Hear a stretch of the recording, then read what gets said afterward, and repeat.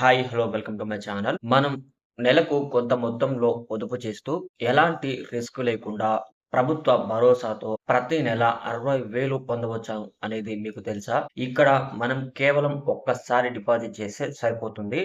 అదే వడ్డీలను జనరేట్ చేస్తూ, ఆ వడ్డీలనే మల్టిప్లై చేస్తూ మనకు ఆదాయాన్ని అయితే ఇస్తుంది. ఇంతకీ ఆ పథకం ఏంటి అనుకుంటున్నారా? అది పబ్లిక్ ప్రొవిడెంట్ ఫండ్. ఇది పోస్ట్ ఆఫీస్ ద్వారా వస్తున్నటువంటి స్కీమ్. ఈ స్కీమ్ గురించి మరింత సమాచారం ఎలా అప్లై చేసుకోవాలి? ఎవరు అర్హులు? దీంట్లో ఎలా డిపాజిట్ చేసుకోవాలి? ఇది మనకు వడ్డీలను ఎలా ఇస్తుంది? అనేది పూర్తి సమాచారం ఈ వీడియోలో అయితే తెలుసుకుందాం. అంతకన్నా ముందు మీరు గనక మన ఛానల్‌కి కొత్తగా వస్తే వెంటనే సబ్స్క్రైబ్ అయితే చేసుకోండి.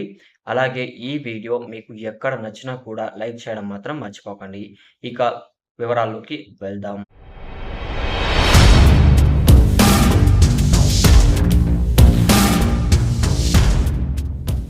పీపీఎఫ్ అంటే ఏంటి? పీపీఎఫ్ అంటే పబ్లిక్ ప్రొవిడెంట్ ఫండ్. ఇది భారత ప్రభుత్వం అందిస్తున్న అత్యంత సురక్షితమైన పథకం. ప్రస్తుతం సంవత్సరానికి దీని యొక్క వడ్డీ రేటు చూసుకున్నట్లయితే 7.1% అయితే ఉంది. సెక్షన్ 80C కింద ఏడాదికి 1.5 లక్షల వరకు పన్ను మినహాయింపు అయితే పొందవచ్చు. ఇక్కడ మీకు వడ్డీ మీద వడ్డీ అయితే జనరేట్ అవుతూ ఉంటుంది. దీన్నే కాంపౌండింగ్ పవర్ అని కూడా పిలుస్తారు. అదే మీ డబ్బును వేగంగా పెంచుతూ వస్తుంది. పీపీఎఫ్ మెచ్యూరిటీ కాలం 15 సంవత్సరాల వరకు ఉంటుంది. కానీ మనం దీనిని మరో 2 సార్లు 5 ఏళ్ల చొప్పున పొడిగించవచ్చు. దాన్నే 15+5+5 స్ట్రాటజీ అని పిలుస్తూ ఉంటారు. అంటే మీకు 15 సంవత్సరాలు అయిపోయిన తర్వాత కూడా 10 సంవత్సరాల వరకు మీరు పెంచుతూ వెళ్ళొచ్చు అన్నమాట. మీరు ప్రతి సంవత్సరం గరిష్ట పరిమితి అయిన 1.5 లక్షలు డిపాజిట్ చేశారు అనుకుందాం. అంటే నెలకు 12,500 రూపాయలు అన్నమాట. మొత్తం పెట్టుబడి 22.5 లక్షలు అవుతుంది ఒక సంవత్సరానికి. అలా మీరు 15 ఏళ్ల తర్వాత మీకు వచ్చిన వడ్డీతో కలిపి 40.68 లక్షల వరకు చేరుతుంది. ఇక్కడ మీరు సంపాదించిన వడ్డీయే దాదాపు 18.18 లక్షల వరకు మీకు వస్తుంది. మీ 15 సంవత్సరాల టెన్యూర్ అనేది పూర్తయిపోయిన తర్వాత మీరు మళ్ళీ ఒకసారి మీ యొక్క టెన్యూర్ ని అయితే ఎక్స్టెన్షన్ అనేది చేసుకోవచ్చు. ప్రతి ఎక్స్టెన్షన్ కి 5 సంవత్సరాల వరకు పెరుగుతుంది. ఇప్పుడు మీరు మరో 5 ఏళ్లు ఖాతాను పొడిగించారు అనుకుందాం. మీరు కొత్తగా పైసా పెట్టకపోయినా అంటే మళ్ళీ ఎలాంటి ఇన్వెస్ట్ అనేది చేయకపోయినా కూడా మీకు 15 సంవత్సరాలలో వచ్చినటువంటి 40.68 లక్షలు వాటికే వడ్డీ అనేది వస్తూ ఉంటుంది. 57.32 లక్షల వరకు అవుతుంది. అంటే కేవలం 5 ఏళ్లలో మీరు పొందిన వడ్డీ 16.64 లక్షల వరకు పెరిగిందన్నమాట.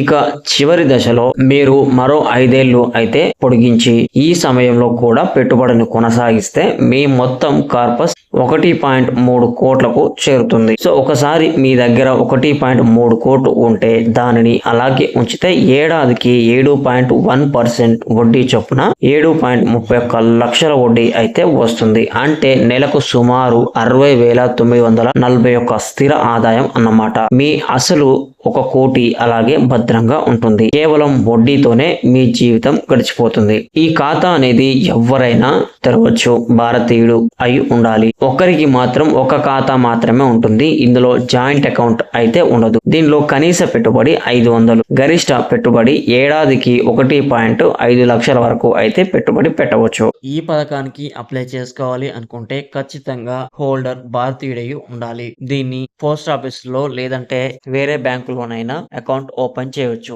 దీనికోసం PAN card, Aadhaar card, voter ID లేదా passport, driving licence, ration card, passport size photos, nomination form and 500 rupees. అదే పిల్లలకి అయితే పిల్లలు పుట్టిన తేదీ అంటే birth certificate, guardians, KYC details అయితే ఇవ్వాల్సి ఉంటుంది. ఈ పథకం టెన్యూర్ 15 సంవత్సరాలు కాబట్టి ఈ 15 సంవత్సరాలు నిండక ముందే హోల్డర్ చనిపోతే వెంటనే ఖాతా అనేది స్టాప్ చేయబడుతుంది.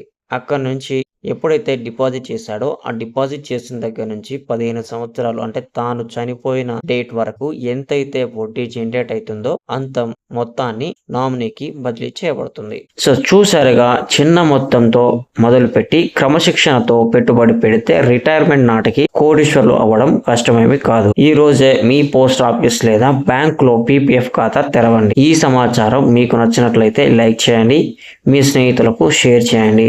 మరిన్ని ఫైనాన్స్ టిప్స్ కోసం మా ఛానల్ని సబ్స్క్రైబ్ చేసుకోండి. Thank you.